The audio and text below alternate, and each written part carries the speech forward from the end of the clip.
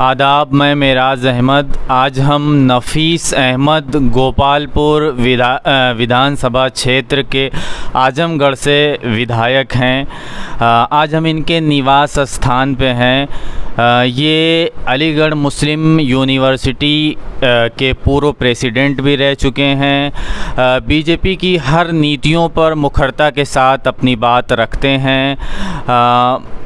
आज हम इनसे जानेंगे कि इनके गोपालपुर विधानसभा क्षेत्र में किस तरीके का विकास हुआ, पार्टी का भी स्टैंड जानेंगे कि किस तरीके से विकास हुआ है या फिर पार्टी का स्टैंड क्या है। अलायंस के भी सिलसिले पे बहुत सारी बातचीत करेंगे।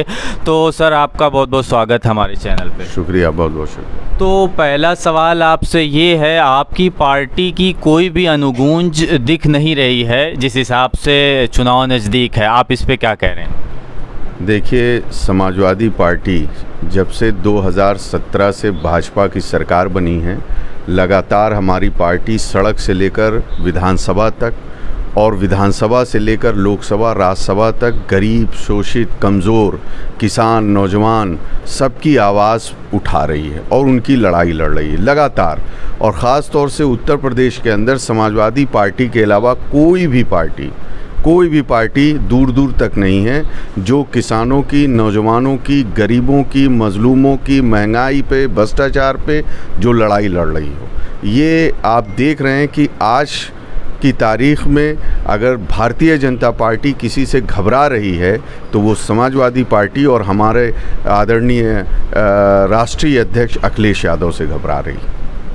आपने ढेर सारी इसमें बातें कह डाली, शोषितों, वंचितों, गरीबों, दलितों, महिलाओं, लेकिन आपकी पार्टी तो एक पर्टिकुलर राजनीति करती है यादवों की, उन्हीं के विकास के लिए अपना योगदान देती है, उसी की सोच में अग्रसर भी होती है। देखिए, ये लगातार भाजपा की साजिश है और 2017 के चुनाव से पहले भी उन्होंने इसी झूठ को फैलाकर सत्ता हासिल की है। माननीय अखिलेश यादव जी और माननीय नेताजी ने जब जब सरकार में मौका मिला सभी वर्गों, सभी धर्म, सभी जात के लिए काम किया है। उन्होंने अगर कन्या विद्याधन दिया तो उन्होंने कभी ऐसा नहीं किया कि यादवों को दिया और किसी को नहीं दिया। उन्होंने सारे धर्म और जात के लोगों को कन्या विद्याधन भी दिया, बेरोज़गारी भत्ता भी दिया, और जो भी सड़कें बनी, चाहे वो मेडिकल कॉलेज बने हों, चाहे वो रोज़गार मुहैया कराए गए, बिना धर्म जात देखकर सभी वर्ग के लोगों को। और ये तो दुनिया के लिए एक मिसाल पैदा किया माननीय अखिलेश यादव जी ने।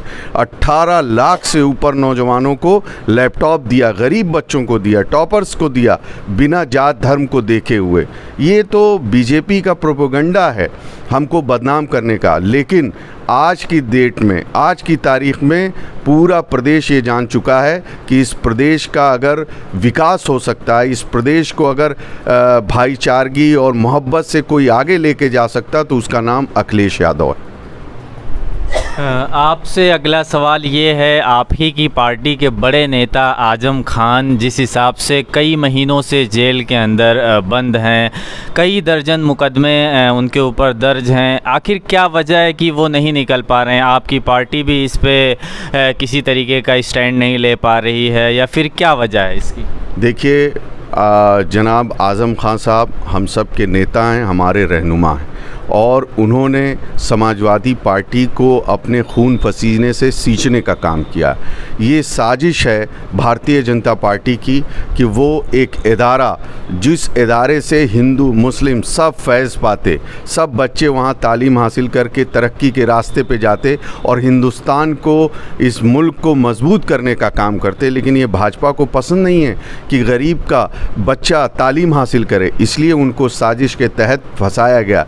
समाजवादी पार्टी और समाजवादी पार्टी के नेता लगातार सड़क से लेकर सदन के अंदर तक उनकी जो प्रताड़ना की जा रही है उसके ख़िलाफ़ आवाज़ को बुलंद करते हैं। हमारे राष्ट्रीय अध्यक्ष जी लगातार उनके परिवार के संपर्क में हैं, लगातार वो अच्छे से अच्छे वकील किए जा रहे हैं, क्योंकि ये आपको भी पता होगा कि जब मामला अदालत में चला जाता है तो उसका फ़ैसला अदालत करती है। अदालत के अंदर अच्छे से अच्छे वकील करके और हम लोग लड़ाई लड़ रहे हैं, हमारे राष्ट्रीय अध्यक्ष जी लड़ रहे हैं, उनका पूरा परिवार लड़ रहा है, और उसका नतीजा है कि लगातार अदालत से हमें जो उम्मीद थी, अदालत ने जो है कई मामलों में जनाब आज़म खान साहब को, जनाब अब्दुल्ला आज़म साहब को ज़मानत भी मिलती जा रही है। और हम आपसे ये कहना चाहते हैं आपके माध्यम से कि हम आज़म खान साहब के लिए हमेशा से लड़ते आए, क्योंकि वो हमारे नेता हैं और उन्होंने अपनी राजनीतिक जीवन में हमेशा से कमज़ोर वर्ग के लिए, कमज़ोरों के लिए लड़ाई लड़ी, और बिना जात धर्म के भेदभाव के। ठीक है, आपने अपनी बातें रखी आज़म खान के मसले पे। हम आपसे पूछेंगे आपके विधानसभा क्षेत्र के बारे में। 5 ऐसे काम आप बताइए अपने विधानसभा क्षेत्र के बारे में जिसको आप समझते हैं कि हमने कामयाब रूप से उसको ग्राउंड ज़ीरो पे उतार दिया है। देखिए, ऐसा है कि हर एक जनप्रतिनिधि की ख्वाहिश होती है कि उसकी विधानसभा में तरक्की हो, उसकी विधानसभा के लोगों को ज़्यादा से ज़्यादा फ़ायदा पहुँचे। लेकिन आपके माध्यम से कहने में मुझे कोई वो नहीं है कि जो सरकार है, ये सरकार कतई नहीं चाहती विकास। ये विकास सिर्फ अपनी ज़बान से करती। लगातार मैं विधानसभा के अंदर सवाल के अपने माध्यम से आवाज़ उठाता रहा कि मेरी विधानसभा में एक तहसील की ज़रूरत है, क्योंकि तहसील की दूरी बहुत ज़्यादा है। किसान, गरीब आदमी आज किसी न किसी बिचौलिए का सहारा लेता है वहाँ इंसाफ के लिए जाने के लिए। लेकिन इस सरकार की मंशा सही नहीं है, वो नहीं चाहती कि गरीबों का भला हो। इसीलिए रिपोर्ट लगने के बाद भी विधानसभा में ये रिपोर्ट आ गई कि वहाँ पर तहसील की आवश्यकता है। यहाँ के डीएम कमिश्नर ने लिख के दे दिया, लेकिन उन्होंने तहसील की घोषणा नहीं की। तमाम हमारी सड़कें, ये कहते हैं कि सड़क को हम गड्ढा मुक्त करेंगे। आज तमाम सड़कें हैं कि जो गड्ढे में तब्दील हो गई। लगातार हम लोग संघर्ष करते हैं। बहुत से ऐसी सड़कें हैं जो मेरी आवाज़ उठाने के बाद जब उनको लगा कि बहुत बेशर्मी वो हो रही है, तब जाके उन्होंने सड़कों का काम किया। लेकिन मैं आपसे कहना चाहता हूँ कि आज़मगढ़ की एक एक ईंट ये गवाही देती है कि आज़मगढ़ में जो भी तरक्की की ईंट रखी गई वो माननीय नेता मुलायम सिंह यादव जी के दौर में और हमारे राष्ट्रीय अध्यक्ष आदरणीय अखिलेश यादव जी के दौर में रखी गई। हमारे विधानसभा के अंदर जब समाजवादियों की सरकार थी तो हॉस्पिटल्स बने, सड़कों का जाल बना। हमारी विधानसभा के अंदर जो है बिजली के सब स्टेशंस बने, जिससे हमारी जो ट्रांसमिशन अच्छे हुए। हमारी सरकार के दौर में किसानों के लिए एशिया की सबसे लार्जेस्ट यानी सेकंड लार्जेस्ट चीनी मिल बनाई गई सठियाओं में, कि जिससे हमारे क्षेत्र में गन्ना किसान बहुत ज़्यादा हैं। आज गन्ना किसानों को उनको फ़ायदा पहुंचा, लेकिन अफसोस इस सरकार का कि गन्ना किसानों का भुगतान नहीं कर रही। गन्ना किसान आज परेशान हैं, लेकिन उनका भुगतान नहीं हो रहा। इन तमाम मुद्दों पे हम संघर्ष करते हैं और हम आपके माध्यम से कहना चाहते हैं कि हम अपने क्षेत्र की जनता के लिए, उनके विकास के लिए, उनके रास्ता कैसे सही हो, उसके लिए हम सड़क से लेकर विधानसभा तक लड़ते रहेंगे जब तक उनको तरक्की का रास्ता ना मिले, जब तक उनकी परेशानियों को दूर ना कराया जाए। काम के बारे में आपने जिक्र नहीं किया, आप अपने विधानसभा के क्षेत्र के बारे में बहुत सारी चीज़ें आपने बताई। हम चाहते हैं कि आप जनता को कुछ काम का भी। देखिए, ऐसा है कि आपको पता होना चाहिए कि हम लोगों के पास सरकार से जो लाभ मिलना चाहिए, सरकार जो योजनाएं ला रही हैं, अभी माननीय मुख्यमंत्री जी ने 2019 के बजट सेशन में घोषणा की कि सारे विधायकों को 5 करोड़ रुपए की लागत से सड़क दी जाएगी। हमने प्रस्ताव बनवाकर पहुंचाया, लेकिन अफसोस इस सरकार की नीयत कितनी ख़राब है कि उन्होंने भारतीय जनता पार्टी के सदस्यों का तो स्वीकृत कर दिया बजट, लेकिन हम लोगों का फाइल वहीं पे कचड़े के डिब्बे में डाल दी गई, नहीं स्वीकृत हुई। लेकिन उसके बाद भी जो हमारे निधि से हमको मिलता है, निधि के द्वारा हमने सड़कें भी बनवाई। निधि से हमने लोगों जो बीमार थे, सीरियस थे, तत्काल जिनको इलाज की आवश्यकता थी, इलाज भी कराया और लगभग 2 करोड़ रुपए मैं मुख्यमंत्री राहत कोष से लाकर लोगों का इलाज कराया। फिर जब कोरोना आया यहाँ पर, तो कोरोना में दोनों बार मैंने पैसा दिया। इस 25 लाख रुपए की लागत से हमारे क्षेत्र में ऑक्सीजन की जो व्यवस्था होनी चाहिए, जो पिछले कोरोना में सेकेंड वेव में जो ऑक्सीजन की वजह से लोग परेशान थे, उस परेशानी को दूर करने के लिए हमने 25 लाख रुपए दिया। उसका ऑक्सीजन का प्लांट लग रहा है हमारी विधानसभा में। साथ ही जो हम कर सकते हैं विधानसभा के अपने लोगों के विकास के लिए, हम लगातार संघर्ष कर रहे हैं, अपने सवाल के माध्यम से उठाते हैं और सरकार की आंखें खोलते हैं। और उसका नतीजा हुआ कि हमारे यहाँ मेरे द्वारा जब विधानसभा में सवाल उठाया गया, तो बिजली के क्षेत्र में बहुत से ग्राम सभाएं ऐसी हैं जहां पर तार जर्जर हो गए थे, तार बदले गए। बहुत सी ऐसी ग्राम सभाएं हैं जहां पे क्षमता वृद्धि की ज़रूरत थी, वहां क्षमता वृद्धि कराई गई। बहुत सी हमारी ऐसी ग्राम सभाएं थीं जहां पर विद्युतीकरण का काम हो रहा था हमारी सरकार में, उसको रोक दिया गया। लेकिन जब मैंने विधानसभा में इस मुद्दे को उठाया तो वहाँ का विद्युतीकरण का काम शुरू हो चुका है और बहुत सी जहाँ कंप्लीट हो गया। यहीं तक नहीं, जब सड़कों का मामला आता है, हमारे यहाँ एक सड़क है बिलरियागंज कस्बे की, जब हमारी सरकार ने उस सड़क को पास किया, चौड़ीकरण प्लस उसके पटरी बनाने का, लेकिन जैसे ही सरकार बदली, भाजपा की सरकार ने उस काम को रोक दिया और पैसा देने से मना कर दिया। मैंने विधानसभा के अंदर इस मुद्दे को उठाया और मजबूती से उठाकर सरकार के सामने रखा और सरकार को मजबूरन उस पैसे को वापस करना पड़ा और आज मेरे क्षेत्र की वो सड़क बहुत ही अच्छी बन गई है। अगर आप कभी उधर से गुजरेंगे तो आपको खुद एहसास होगा कि सड़क बन के तैयार हो गई। यही नहीं, उसके साथ जो हमारे क्षेत्र में समस्याएं हेल्थ सेक्टर की हैं, मैंने सवाल के माध्यम से उसमें भी मैंने आवाज़ उठाई, क्योंकि एक विपक्ष का विधायक जिसकी सरकार नहीं है, वो सरकार को घेरने का काम विधानसभा में करता है। मैं पूरी ताकत से विधानसभा के अंदर अपने क्षेत्र के विकास के लिए आवाज़ को बुलंद करता हूँ और बहुत हद तक मुझे कामयाबी भी मिलती है, इसमें कोई दो राय नहीं।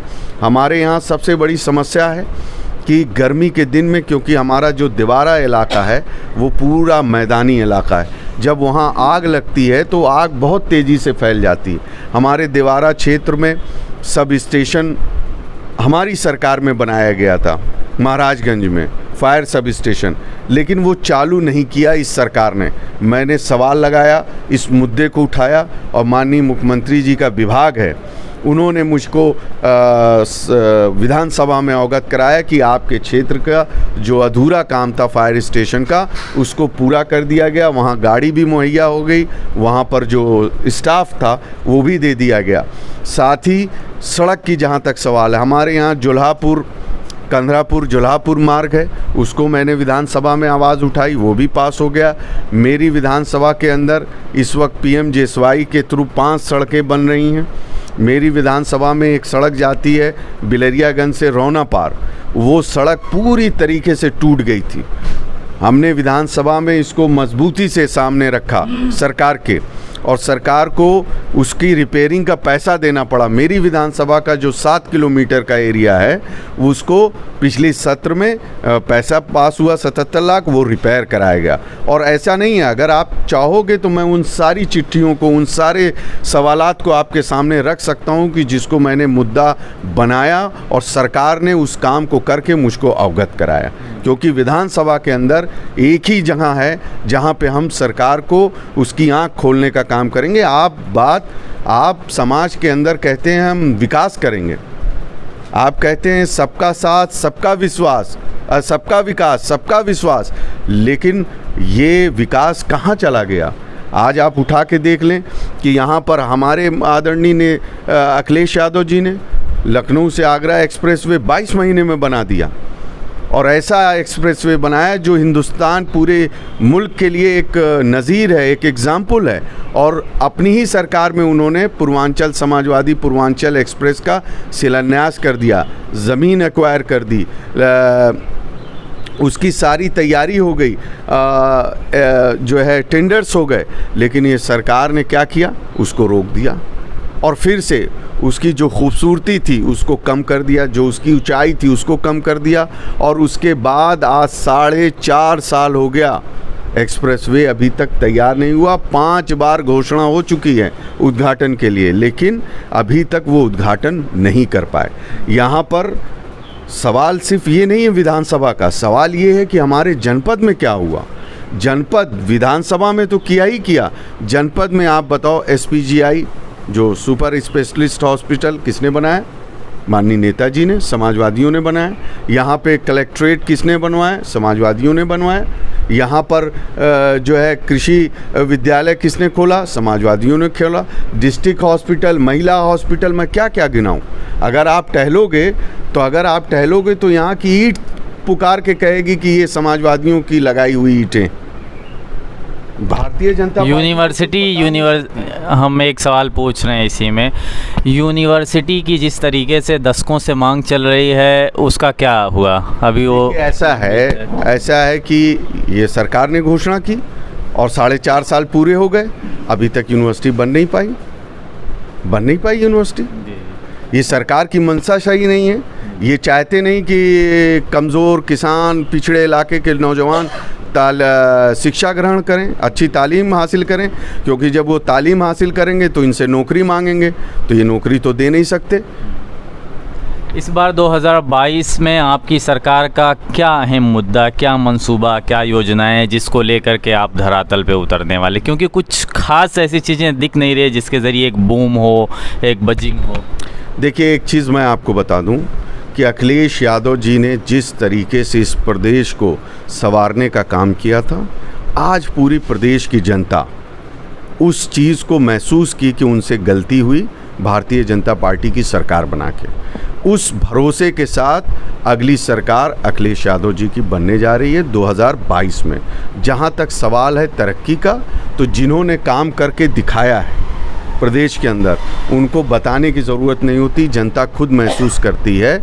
और हम आपसे इतना ही कहेंगे, घोषणाएं तो हमारे राष्ट्रीय अध्यक्ष जी करेंगे, प्लानिंग वो बताएंगे, लेकिन हम इतना ज़रूर आपके माध्यम से जनता से कहना चाहते हैं कि समाजवादियों की सरकार में किसान, नौजवान, बेरोज़गार, मज़दूर, गरीब, सबका भला होगा और सब मिलकर इस प्रदेश को फिर से उत्तम प्रदेश बनाने की तरफ आगे बढ़ेंगे।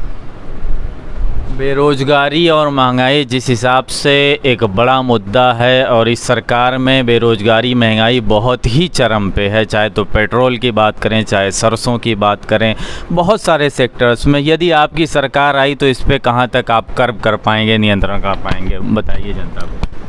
देखिए, ऐसा है कि जहाँ तक डीज़ल और पेट्रोल का सवाल है महंगा होने का, ये भारत सरकार का मामला है। यही भारतीय जनता पार्टी के लोग जब सरकार में नहीं थे तो हर वक्त दुहाई देते थे कि पेट्रोल डीज़ल के दाम बढ़ते जा रहे हैं। आज आपको भी पता होगा, क्रूड ऑयल जो है बहुत सस्ते रेट में है, लेकिन उसके बावजूद इंडिया में सबसे महंगा डीज़ल पेट्रोल बिक रहा है। जब डीज़ल महंगा होगा तो किसान की लागत महंगी होगी, इंफ्रास्ट्रक्चर पे जो सामान लोडिंग अनलोडिंग होती, सारी चीज़ें महंगी हो जाएंगी।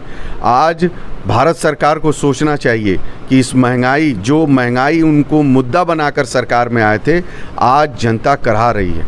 आज आप बताओ, इन्होंने कहा कि हम गरीब की कुटिया से अंगीठी और लकड़ी के चूल्हे हटा देंगे, हमारी माताएं बहनें जो हैं आँख में उनके आंसू नहीं आएगा।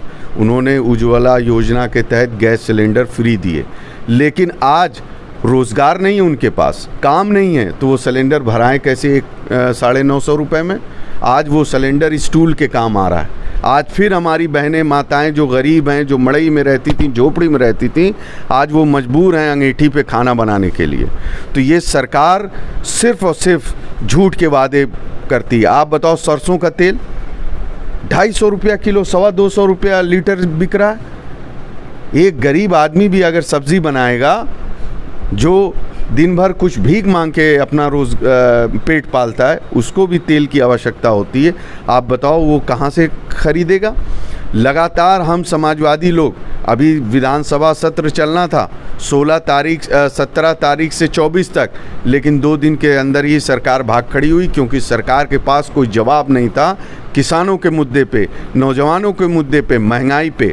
जब हम लोगों ने विधानसभा के अंदर महंगाई के मुद्दे पे सरकार को आईना दिखाने का काम किया, तो सरकार 24 तक सत्र ना चलाकर 2 ही दिन में अपना जो है सत्र को स्थगित करा के भाग खड़ी हुई।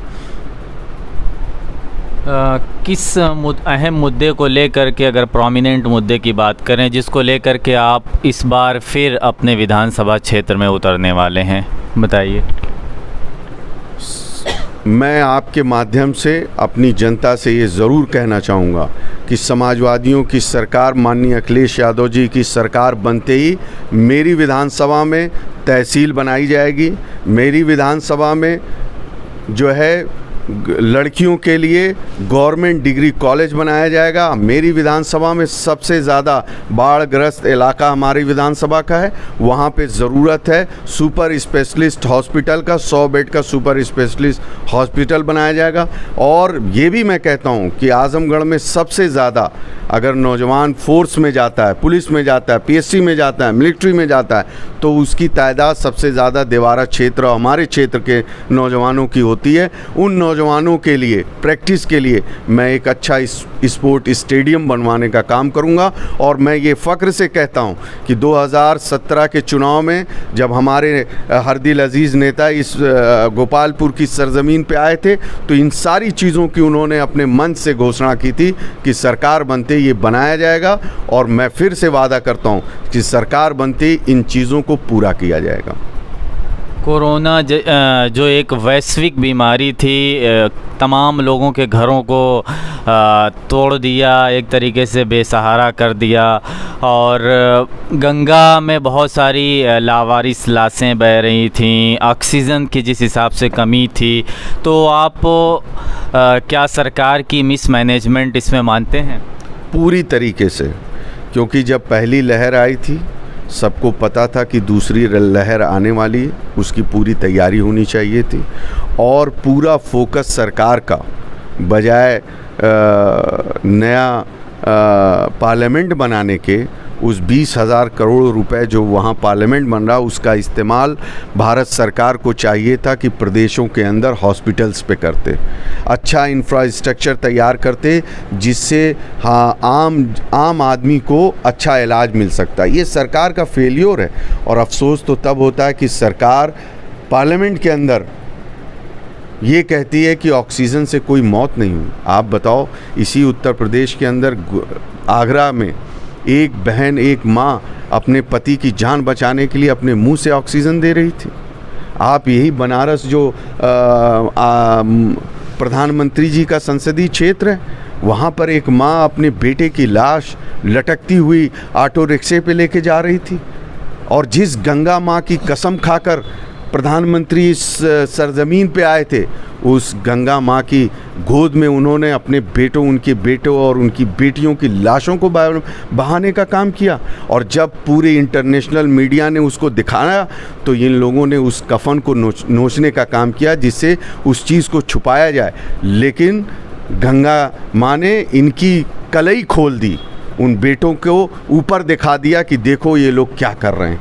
इन्होंने, सरकार ने पूरी तरीके से आम जनमानस को मरने के लिए छोड़ दिया था। इनके पास दवाएं नहीं थी, इनके पास ऑक्सीजन नहीं था, इनके पास हॉस्पिटल्स में बेड अवेलेबल नहीं थे। लोग करा रहे थे। हम लोग उस 2 महीने किस तरीके से हमने गुजारे हैं हम जानते। कैसे कैसे फ़ोन आते थे, रात भर लोग रोते थे। हम लोग डीएम को फ़ोन कर रहे हैं, कमिश्नर को फ़ोन कर रहे हैं, कहीं मदद मिल पाती थी, कभी मदद ज़्यादातर नहीं मिल पाती थी। वो भी बेसहारा थे, कहते थे हमारे पास बेड नहीं है, हमारे पास ऑक्सीजन नहीं है, सिलेंडर नहीं है। फिर हम लोगों ने अपनी कोशिशों से बात करके बॉम्बे से सिलेंडर मंगवाया, जनता को सिलेंडर। लेकिन हमारे पास जितना संसाधन था, हम लोगों ने कोशिश की कि जनता के काम आ सके।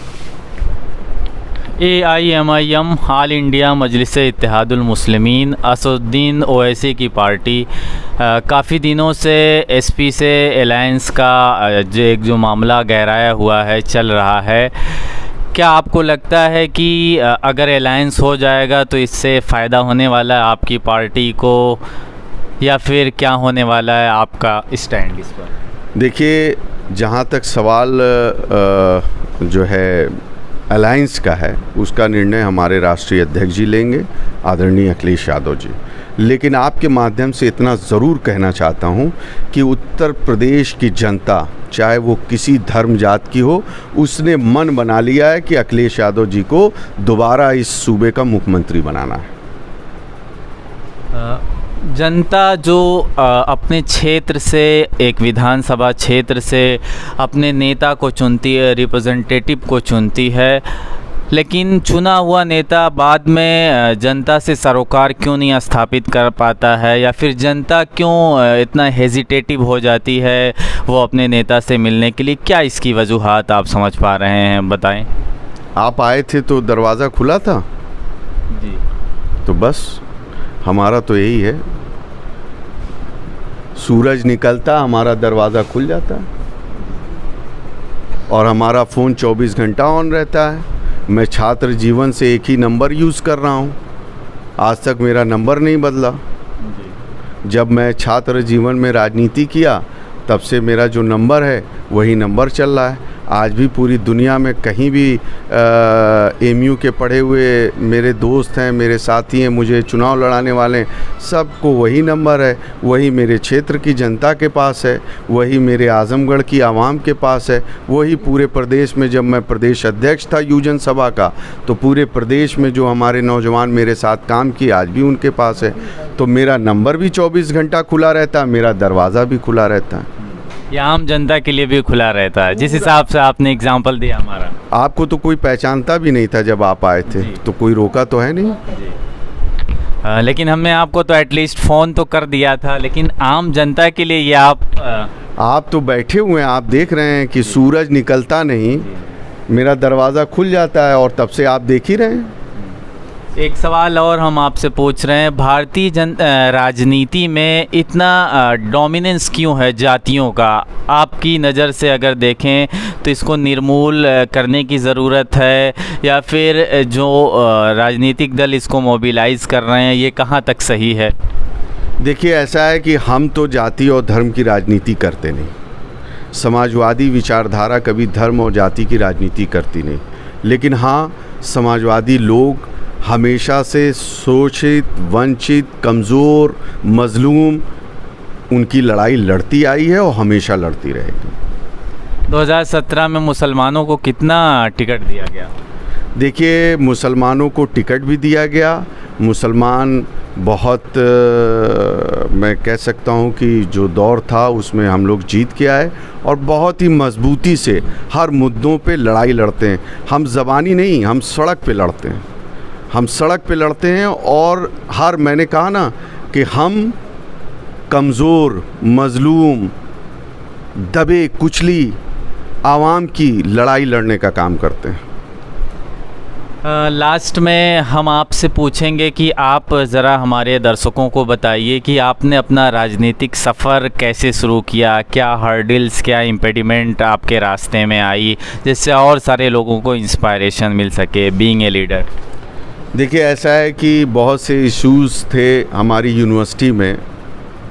एमयू अलीगढ़ मुस्लिम यूनिवर्सिटी का मैं तालिब इल्म रहा और वो दौर था 2000 का, जब हम लोग थोड़ा सा ग्रेजुएशन में आए 98 में, तब से हम लोग एक्टिव हुए और कई इश्यूज़ ऐसे आए यूनिवर्सिटीज़ के, तो जिसको लेकर, क्योंकि सेंट्रल यूनिवर्सिटी है तो हम लोग सेंट्रल गवर्नमेंट से अपनी यूनिवर्सिटी की फलाह बहबूदी के लिए, अपनी यूनिवर्सिटी के तालिब इल्म की फलाह बहबूदी के लिए अपने सीनियर्स के साथ लड़ाई लड़ने का काम करते थे और उसी से हमने अपना कैरियर भी शुरू किया और मुझे बहुत फ़ख्र है। और उस दौर के जो तालिब इल्म हैं, मैं उनका शुक्रगुज़ार हूँ कि उन्होंने मुझे मौका दिया अपनी खिदमत का।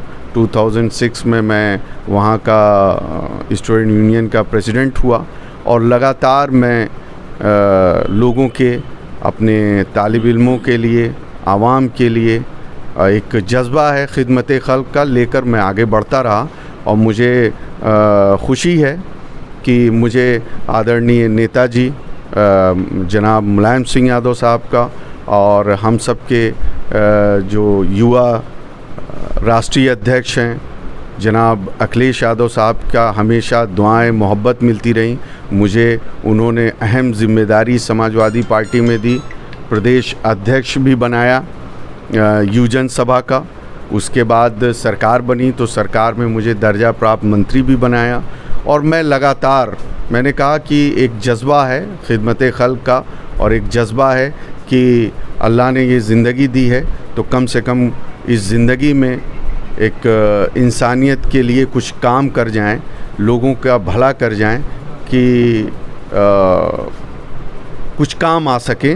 इस जज्बे के साथ लगातार हम काम कर रहे हैं और हमेशा से मुझे बुज़ुर्गों का, मेरे दोस्तों का, मेरे फैमिली के, मेरे भाइयों का, सबका साथ मिलता रहा और ऊपर वाले ने आगे बढ़ाया और मुझे पूरा भरोसा है कि फिर से दोबारा मेरी गोपालपुर के मेरे बुज़ुर्ग, मेरे दोस्त, मेरे अज़ीज़, मेरी माएँ, मेरी बहनें फिर से मुझे मौका देंगी अपने खिदमत का और मैं इसी तरीके से पूरी मजबूती से उनकी फलाह बहबूदी के लिए, उनकी हक़ की लड़ाई सड़क से लेकर विधानसभा तक लड़ता रहूँगा। ये थे हमारे साथ गोपालपुर विधानसभा क्षेत्र के अहमद साहब, जिन्होंने बहुत सारी बातें पार्टी को लेकर के कहीं, विकास को लेकर के कहीं, और इसी इंटरव्यू के दौरान बहुत सारे वायदे कर डाले। उम्मीद है कि ये इसी तरीके से काम करते रहेंगे, लोगों के विकास में सही पूरी तरीके से भागीदार रहेंगे। बहुत बहुत शुक्रिया हमारे साथ जुड़े रहने के लिए। शुक्रिया।